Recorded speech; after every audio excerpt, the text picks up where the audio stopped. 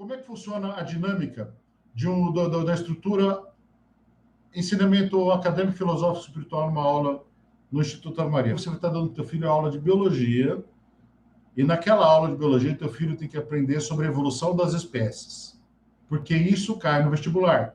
E lá na aula de biologia vai estar escrito assim: segundo a teoria da evolução das espécies, o homem é descendente de qual animal? Vai estar escrito lá, opção A, periquito, opção B, papagaio, opção C, sapo, opção D, jegue, opção E, do macaco. Aí você vai escolher lá, né? Qual que você vai escolher? Aí você vai, por que você pôs do macaco? Porque de acordo com a evolução da teoria da evolução das espécies de Darwin, o darwinismo, o homem é proveniente, né, evoluiu do macaco. Mas, Ricardo, isso não é verdade, eu não concordo. Como é que eu vou ensinar isso para o meu filho? A lei manda a gente ensinar para o teu filho, porque cai no vestibular. E se eu não ensinar para o teu filho, ele não vai conseguir passar no vestibular, você não concorda? Porque ele vai responder errado, vai falar nenhuma das alternativas, essa alternativa não existe. Vai estar lá uma opção e a opção é macaco, aí ele passa no vestibular. Pô, mas como é que é isso? Calma, que a aula não acaba aí. Essa aula acadêmica ia formar um imbecil. Agora nós vamos, então, formar um ser humano inteligente. Vamos explicar para o seu filho conhecimento filosófico. Criança, uma teoria científica é uma coisa. Uma prova, uma verdade científica é outra coisa. E quando a gente fala, então, teoria da evolução das espécies, ele está no campo do possível, da ficção, de uma probabilidade que não foi provada. Ah, mas então quer dizer que a teoria da evolução das espécies não é verdade? Então ela é totalmente inútil? De modo algum. Nós estamos produzindo seres humanos inteligentes, não é coreba. Teu filho vai entender que graças a essa hipótese do Darwin, foi possível se estudar a transmissão de características genéticas entre descendentes. Tentando provar algo improvável, ele conseguiu provar coisas prováveis. Ou seja, é o tal do azão, azinho, bezão, bezinho, da genética. Então, você sabe que você consegue aprimorar raças através do cruzamento entre seres da mesma espécie. Mas quando você junta espécies diferentes, dá pau. Não existe evolução das espécies de acordo com a própria teoria do Darwin. Existe evolução das raças. Isso é um conhecimento filosófico. Isso, tá vendo? Isso é uma aula de biologia. Teu filho vai descobrir quem que é Darwin, onde ele nasceu, vai descobrir que o Darwin era católico, temente a Deus. Depois o filho dele morreu porque ele foi pai omisso, ele ficou revoltado, daí ele resolveu, né, criar uma teoria anti-Deus, né? Brigou com Deus. Beleza, olha só que inteligência que seu filho desenvolveu. Ele já tem uma capacidade de discernir entre uma coisa que é, uma que pode ser e uma que não é, estudando biologia. Aí onde que entra a formação espiritual? A formação espiritual é a verdade pura. Aí o teu filho vai descobrir como é que o homem foi feito, de onde ele veio. Aí ele vai aprender assim, ó, no princípio Deus disse, faça-se a luz.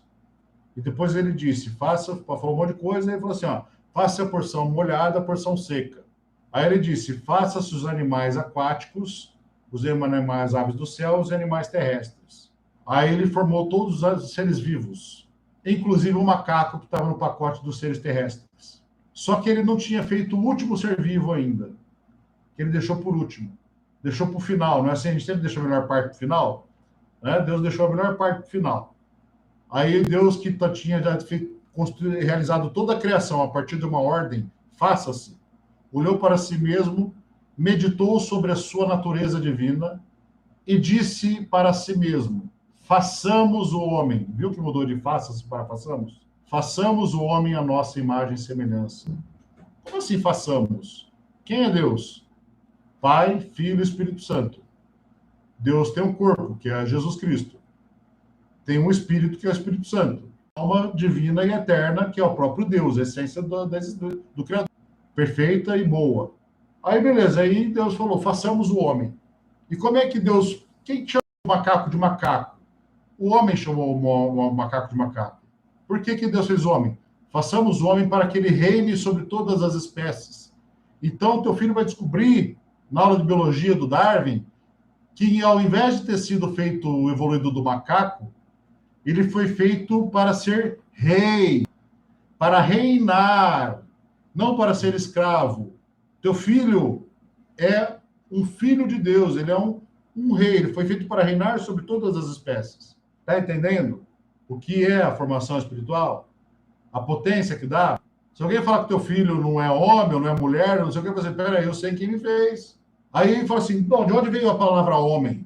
Porque Deus fez o homem de onde? Da terra, que é sinônimo de pó, que é sinônimo de humus. Então, do humus, Deus fez o homem. E soprou. Quem sopra? O que é o sopro? É o Espírito Santo. E animou o quê? Animou o que dá vida ao corpo? A alma, que anima. E deu para o homem uma alma. Ah, mas o macaco também tem alma, sim, mas não é uma alma divina e inspirada por Deus.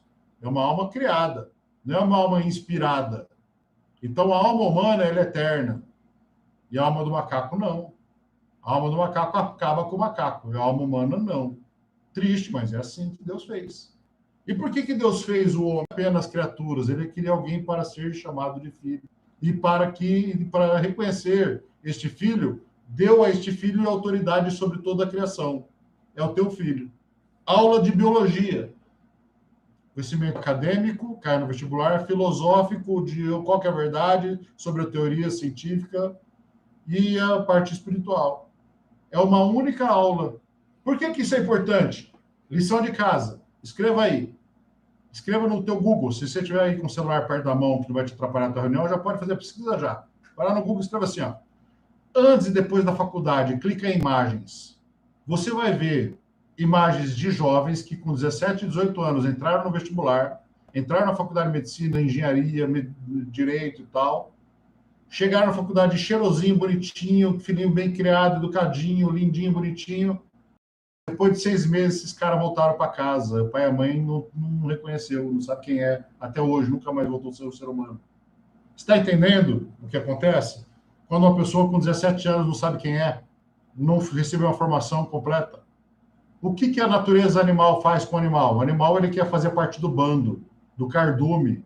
Quando ele vê um bando de pato, ele vai virar pato. Ele vai ver um monte de piranha, vai virar piranha. É isso que vai acontecer com o teu filho. Porque ele foi criado para no nível acadêmico. Ele conseguiu passar no vestibular, não conhece a verdade. Ricardo, mas eu tenho uma preocupação de dar uma formação ao meu filho, e o meu filho vai ficar muito bonzinho, e aí ele vai chegar na faculdade, vai encontrar um monte de predador, e ele vai ser destruído.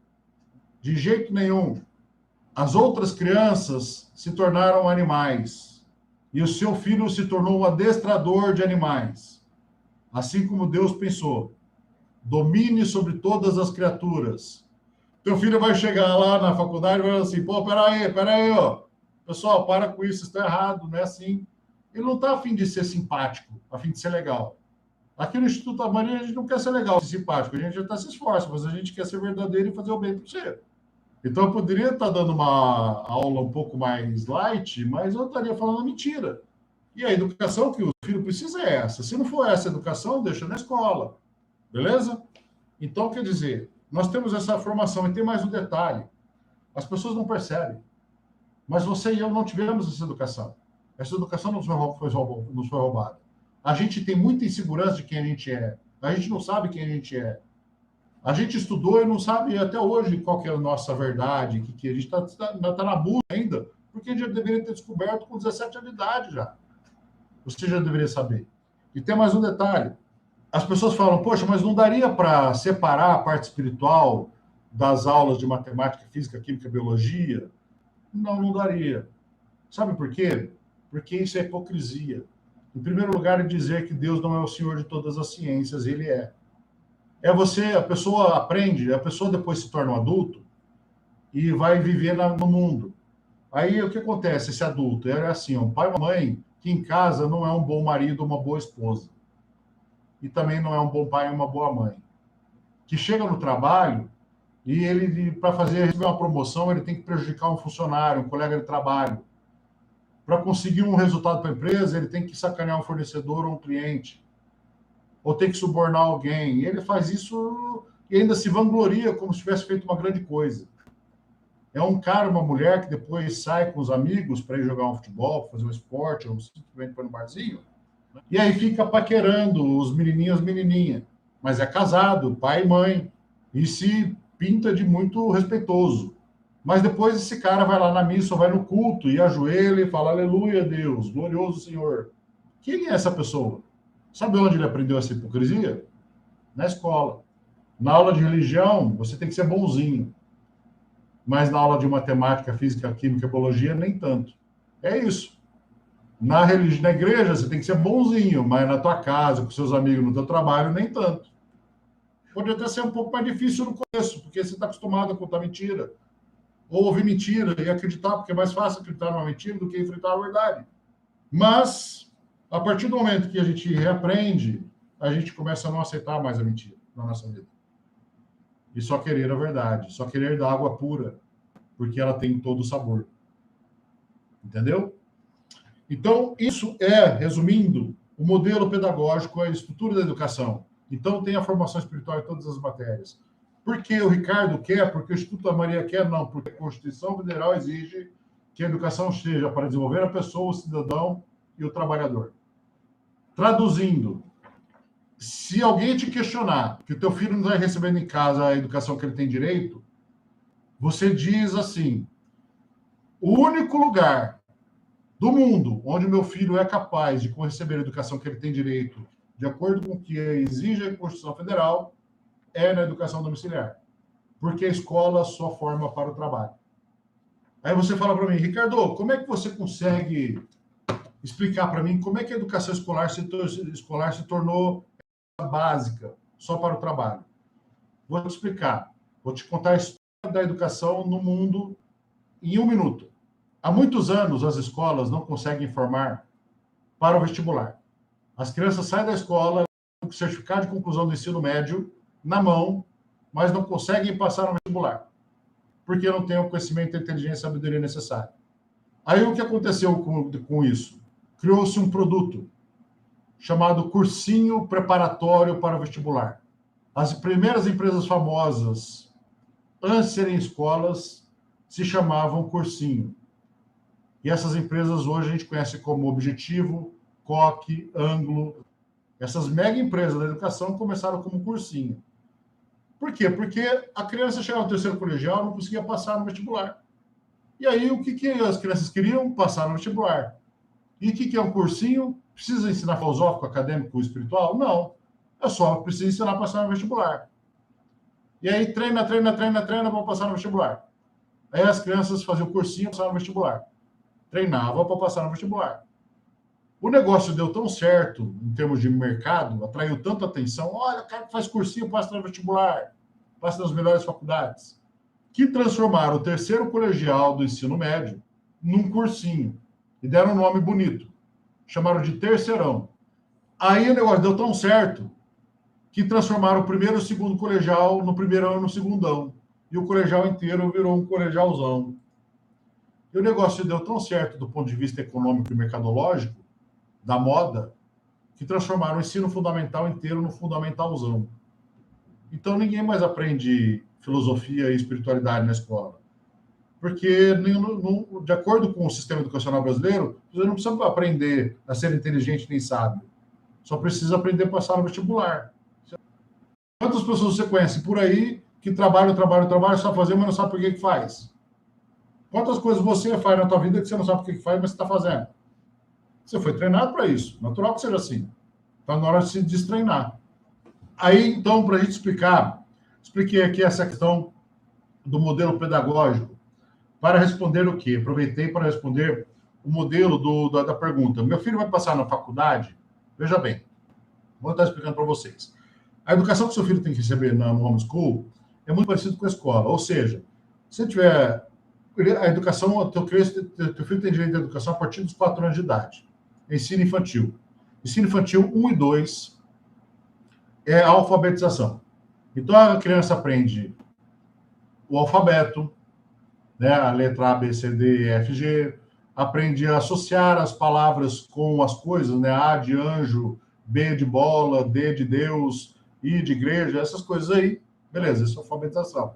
Aprende os números, aprende as formas, aprende as cores, aprende os elementos, aprende a usar uma régua, um lápis, uma caneta. coordenação motora básica. Isso é educação infantil. Legal. 4 e 5 anos de idade. A partir do... Então, esse é o modelo padrão educacional brasileiro. Ele é muito bem feito, pensado nesse sentido. Muito legal mesmo. Aqui no Instituto Maria é a mesma coisa. Você, o teu filho, nessas etapas educacionais, aprender isso aí, junto com você. Você que educa. Nós te damos orientação de como fazer. Beleza? Aí, vamos lá. Aí, o seu filho, então, faz 6 anos de idade, ele passa para o ensino fundamental. O ensino fundamental, ele é dividido em 9 etapas. Começa com a etapa 1 e vai até a etapa 9. Então, teu filho entra no ensino fundamental com 6 anos e termina ele com 14 anos de idade. Uma coisa interessante, para explicar sobre a educação do auxiliar e a educação escolar. A educação escolar, ela é uma educação padronizada. Ela que é diferente de personalizada. O que é padronizada? Eu preciso ensinar a mesma coisa no mesmo ritmo para todo mundo. Ah, você está criticando a educação escolar? Não, estou explicando como é que é o único jeito de realizar a educação escolar. Se eu colocar 30 alunos na tua frente e der um conteúdo para você ensinar para eles, dá para você conversar com cada um, você tem que ensinar todo mundo uma vez só. O professor da escola não é mágico, coitado, ele tem que ensinar todo mundo junto. Então, quem está adiantado vai ter que esperar os outros alcançar ele. Quem está atrasado vai ter que correr para alcançar a média. Ou seja, muitos pais e mães que cuidaram de dar para o bom filho uma boa educação infantil, com 4 e 5 anos de idade, e depois, com 6 anos, colocou o filho na escolinha, e a criança já estava alfabetizada, o que aconteceu com o teu filho lá na escola? Teu filho já sabia ler, escrever e fazer contas básicas, não sabia? Mas a maioria das crianças não sabiam. O que aconteceu com o teu filho durante todo o primeiro ano do ensino fundamental? Ficou esperando os outros aprenderem. Ficou fazendo nada, porque já sabia tudo. Teu filho, com 6 anos de idade, ele sentiu na prática o significado da palavra medíocre. Ele estava um cara acima da média e ele teve que se tornar alguém na média. Uma pessoa na média é uma pessoa medíocre. Ele descobriu com 6 anos de idade que de nada adianta você estar à frente dos outros, você ser melhor. Você sempre vai ter que andar com a boiada. Já está aprendendo a ser bicho aí. Será que é por isso que chamam o calouro na faculdade de bicho? Que todo mundo é bicho mesmo, de verdade? Ninguém é espiritual?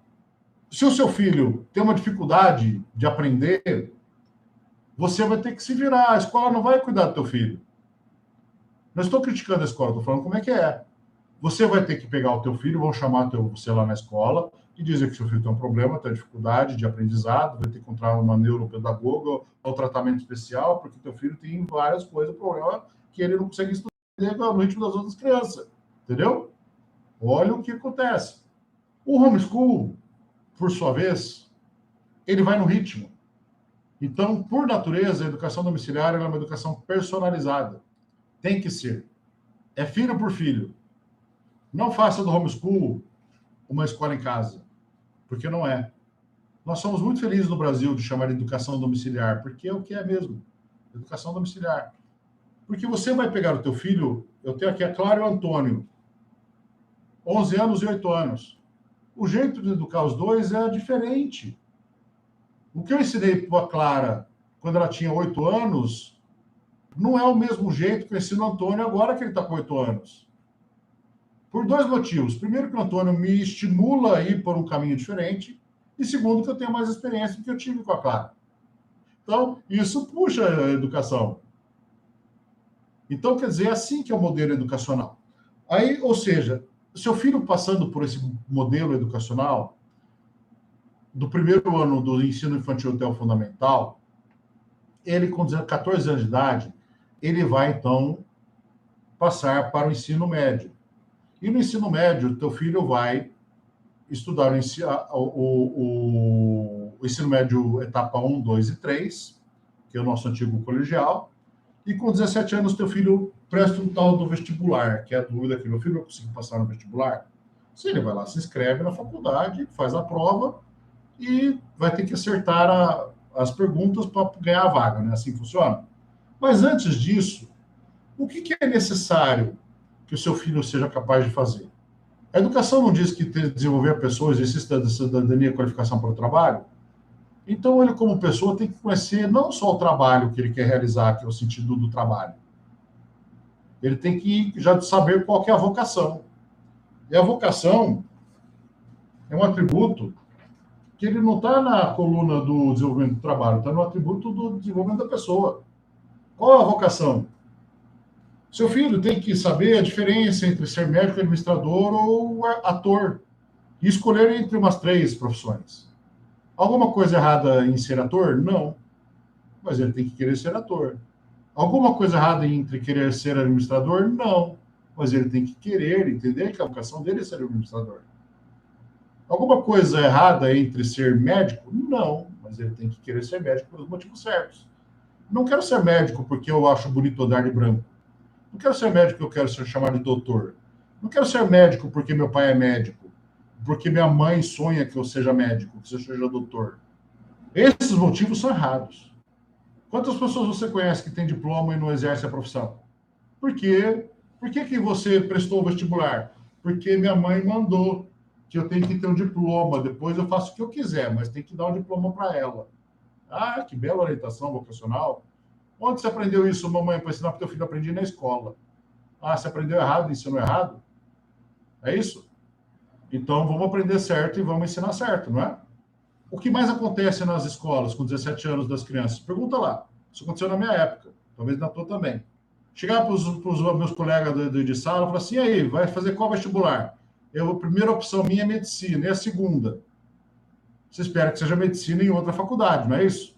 Né? E a terceira? Você espera que seja medicina, faculdade mais impossível, a difícil e a fácil, né? Você espera que seja mais ou menos assim, pelo menos, né? Na minha cabeça daquela época. Eu achava que a lógica era essa. Eu quero ser médico, vou tentar uma faculdade quase impossível, uma mais ou menos e uma que é fácil. Era assim que eu pensava que era a lógica. Aí eu descobri com 17 anos, olhando para os meus colegas a maioria dos meus colegas de sala, que a lógica deles era assim: minha primeira opção é medicina, a segunda opção é administração de empresa e a terceira opção é artes cênicas. Como assim? Ao que der, deu. Já aprendeu a brincar de roleta russa logo na primeira decisão importante da vida, né? Primeira decisão adulta é na base do seja o que Deus quiser. Coitado de Deus, né? Então, vamos lá. O que nós esperamos que os nossos jovens com 17 anos, 18 anos de idade façam com 17, 18 anos de idade? Que eles saibam estabelecer um alvo. O que é um alvo? Qual que é a minha vocação? Qual que é o meu trabalho que eu quero ser com o resto da minha vida? Isso já está claro. Eu tenho maturidade emocional, espiritual para saber que eu não sou macaco e nem bicho, que eu sou um homem ou uma mulher, e o que eu vou ser da minha profissão. Aí ele fala, eu vou ser médico, mas eu quero estudar na USP. Isso é um alvo. Você sabe qual a profissão e onde você vai estudar. Você escolheu a faculdade porque você estudou quem é a faculdade USP. E quem são os caras que estudaram e se formaram na USP. E você não está indo na USP para receber da USP uma formação. Porque você não é só um cara acadêmico que veio para chupar o mundo. Você veio para contribuir para o mundo. Então, se você encontrar uma USP estragada, você não vai ajudar a estragar. Ah, já está tudo estragado mesmo. Não, você vai pegar uma USP estragada e você vai consertar. É o cara que quer ser engenheiro e engenheiro formado no ITA, Instituto de Tecnologia da Aeronáutica. Ele quer ser administrador de empresa formado na Fundação Getúlio Vargas.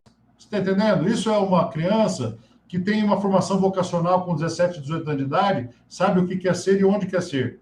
E o que vai fazer quando chegar lá. Não interessa o que ela vai encontrar no caminho, ela vai fazer sempre o perfeito. E se não ela quer chegar lá e encontrar um monte de animal, ela vai adestrar os animais, vai cair no meio do safari e não vai virar animal. Isso é acertar no alvo. Sabe quantos por cento dos jovens que se formam na faculdade, que entram na faculdade, depois que terminam o terceiro colegial com 17, 18 anos, conseguem acertar no alvo? De cada 100, só 5. Isso já faz tempo.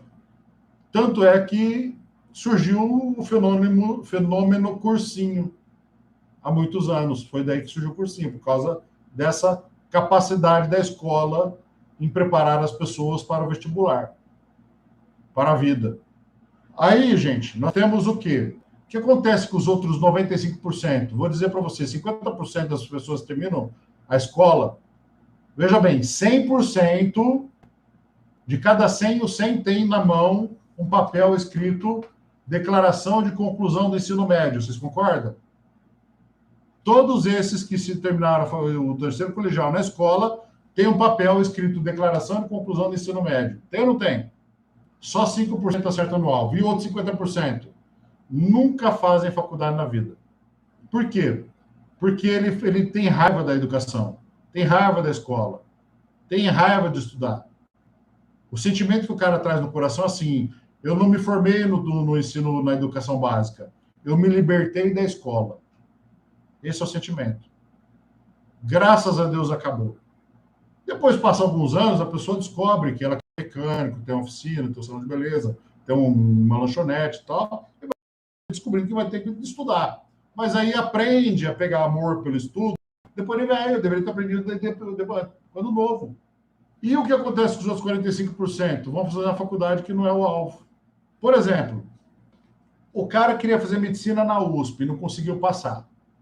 Mas ele prestou a terceira opção, que é a faculdade particular, que pagou matrícula e entrou. E que custa 15 mil reais de mensalidade. Isso acertar no alvo? Não.